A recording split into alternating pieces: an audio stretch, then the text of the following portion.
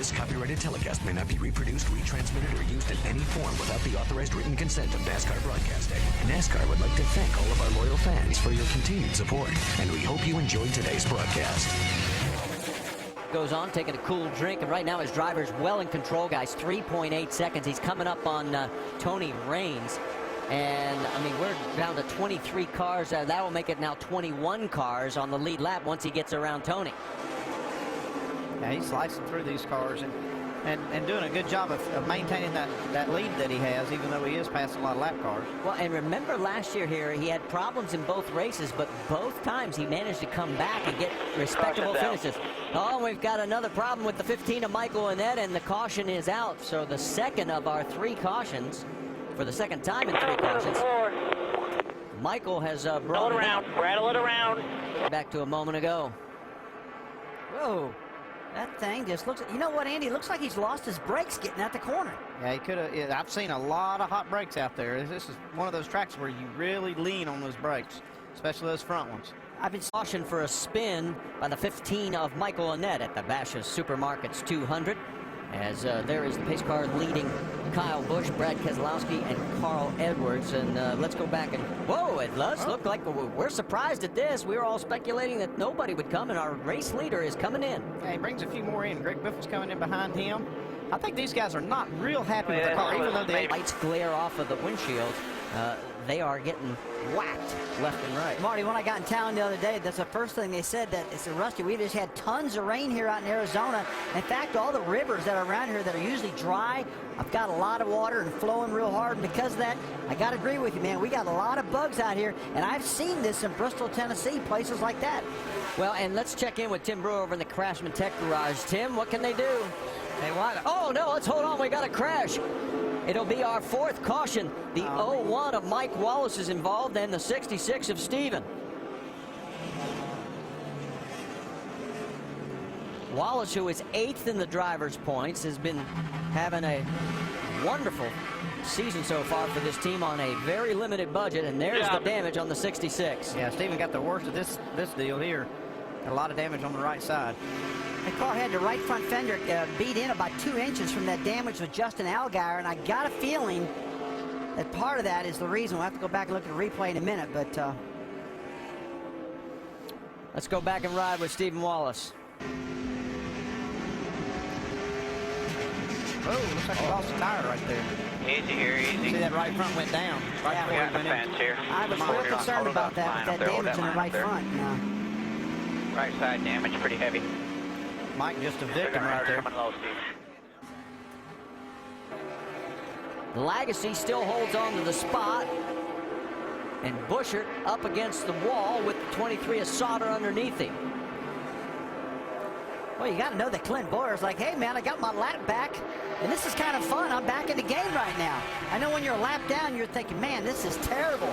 But he got it back, and he's doing good now. Switch that battery over. If you're just tuning in, he lost a battery, went back to number 2 and got better. And Biffle, and now we've got a caution on the racetrack as Biffle had just cleared Reed Sorensen. And that was for 8th, and oh, Mike Bliss. Boy, has he had a rough weekend. Did not make the field for tomorrow's Sprint Cup race, one of 4 cars that did not qualify. And now here at lap 129, he has just banged that thing hard into the wall. Oh, he got help.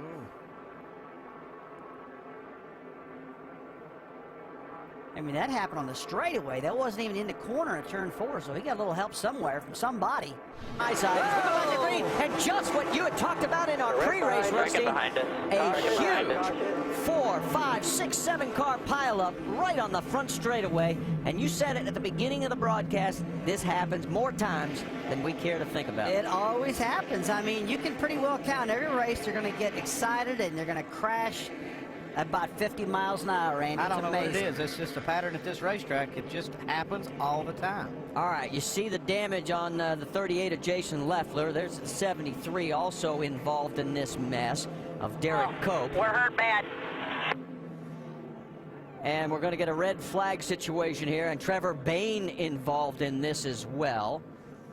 I also noticed, I thought I saw the 16 of Colin Brown. So another tough break for that team as they're trying. There is Landon Castle. He was trying to follow up the 2 great runs that Scott Wimmer gave this 7 car. That's not going to happen. See, I was watching the leaders right here because you see the 22 car now. He's not the leader. Kyle Busch is the leader. You see Kyle actually stumbles quite a bit in the 22 car, gets the lead across the line, which is really not, he's not supposed to do, but that stacks the whole field up behind him. Yeah, it looks like Kyle got out of the throttle a little bit right there, and it just let them all to start piling up behind him. It's not that it's Kyle's fault. He saw the car on the inside take off. Let's take it back. Listen back in the back here. Oh! Look at everybody getting jacked up. Oh, my goodness. Look at that. 11 slowed down. The 10 Casey Mears hit him. Boucher hit him. 16. Look at Tony Raines sneak on through. What a great move by Tony. Brings him down. He's a few inches ahead, and all of a sudden, here goes the 18. Now, did he jump too soon? Well, it looks to me like he did, but I'd have to look at it and see on those hash marks on the wall, but it looked to me like he did go before the green flag came out. NASCAR is taking a look at it. We'll let you know what they decide. It is Keselowski behind Busch. Then the battle for third with Carl Edwards side by side with Joey Logano. Down into 3. Behind them, 2 more cars trying to go after each other. Harvick underneath the 32, or the 98 of Menard.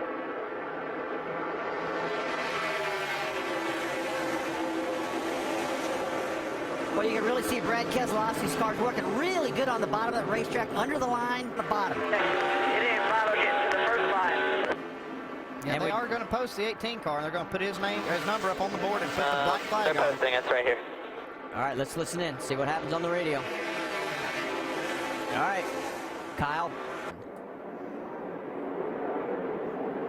This angle, we can't see those lines on the wall. And it looks like Brad was within those lines, and looks like 18 did jump a little bit. The problem we got right here, Andy, is that Kyle Busch just took this from one extreme to the other. Logano, as he's trying to go around Johnny Sauter, and Sauter, the last car on the lead lap, that is for Sauter now 16th, and we have 15 cars on the lead lap. And again, these two going after each other. Yeah, kind of swap spots there. Brendan's not giving up. And I'm not liking these two going side by side down in the corner because generally something happens. I mean, you know how aerodynamically, loose these cars get when you get on the bottom. Caution. And Brad Keselowski has just gotten what he wanted. Debris caution in turn number 1. Oh, we almost had the accordion again. And Logano gets a great start. Biffle, high side, going around the 60. Here comes Keselowski. He's trying the high side. Remember, he said if we get a caution, we can win this race. Keselowski's third, but he's got a handful of Carl Edwards underneath him. Here comes Biffle going for the lead. Can he get it done? On the bottom. Look at Harvick, 3 wide off of turn 4. Like I said, he's the first car with 4 tires. Harvick was. Kyle Busch, bad transmission and all, getting into the mix as well. He's back up to 4th. 7 laps to go. Battle for the lead. Logano trying to hold on. Biffle trying to take it away from him. Here comes Busch down to the low side now. If he's got transmission problems, he's not showing it. Here we go. Little rubbing. Nobody loose enough there to go around. And now it's still Logano with Keselowski now. And he goes right underneath him. And it low. Man, did he light those brakes up. He went so deep. Here comes Kyle up the middle. He gets past Logano. Biffle on the inside. 6 laps to go. And just what Keselowski needed. He's got 4 tires, clean air, and he is going to set sail right now. Okay. He said short runs, and he said if we got the yellow, we could win this. Now he's got to hang on. He's got Kyle Busch in 2nd place right behind him. They've sort of sorted this out. Actually, Kyle Busch has 4 tires. The last pit stop, it looks like the 22 car, Keselowski just took 2. And he's a sitting duck right now. He got loose, and here comes Kyle underneath. So after the penalty, a bad transmission, here comes Kyle, and he's back into the race lead. And where did he come from? He was mired back in the field. Yeah, nothing to it. Now he's gone. At lap 149, nothing to it. He had the pass-through penalty, and here he is back in the race lead. Harvick takes over 3rd from Greg Biffle. 4 laps to go here at Phoenix. And Logano's falling like a rock. That right front damage of 2 tires is just killing him right now. And the damage came from an incident with his teammate on pit road. So he is now behind Carl Edwards in 6th position. Meanwhile, up front, 3 laps to go, and it is Kyle Busch leading now by 0.2 of a second. After all this confusion and chaos, the best 2 cars are running 1-2. And we talked in our pre-race show about how he comes from the back to the front, Kyle Busch that is, and here he's done it again. Paul Menard looking underneath Logano. There's Stenhouse in this mix. He is in 10th position right now. And Logano just cannot hold any of these spots. People are going past him. It's got to be so frustrating for him. Here comes Lagasse, and Lagasse having one of his best runs. There is Clint Boyer along with Reed Sorensen. That is for 11th.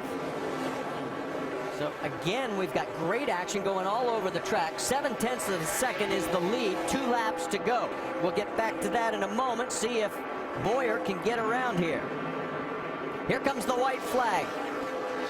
So Boyer clears, and now it's 1 lap to go. Your race leader. 3 times out of 5 races, the guy starting second has won. Guess who started second tonight? Oh, look at Harvick on Kyle the bottom. Busch. And here comes Kevin Harvick. So it's going to hold true unless something drastic happens. Your winner's going to come from the top 4 starting positions, second to be exact. And here comes You can do a Kyle. burnout. Well, we got to tear it down anyway. What a comeback as Kyle Busch, after a penalty, comes all the way back for his 32nd Nationwide Series win, moving him into 3rd. Right behind him is Harvick, Brad Keselowski, Brendan Gaughan in 4th, Greg Biffle in 5th, then Edwards, Menard, Lagasse, Stenhouse in 9th. Incredible, man. Absolutely incredible. Burn that sucker. And Logano ends up 10th, and that was Jason Radcliffe saying, go ahead and burn the tires to the ground. Oh, that is a fun way to win one right there, though. Pass them all like that. Well, we were worried if he would want to talk. I think he'll want to talk now. What do you think? Hey, I think so. Guys, what about Kevin Harvick? The last corner gets past Keselowski for 2nd place. Well, Unbelievable. it looked Good like run. the 4 tires was the right call. The two cars that took 4 tires finished 1-2. This copyrighted telecast may not be reproduced, retransmitted, or used in any form without the authorized written consent of NASCAR Broadcast. NASCAR would like to thank all of our loyal fans for your continued support, and we hope you enjoyed today's broadcast.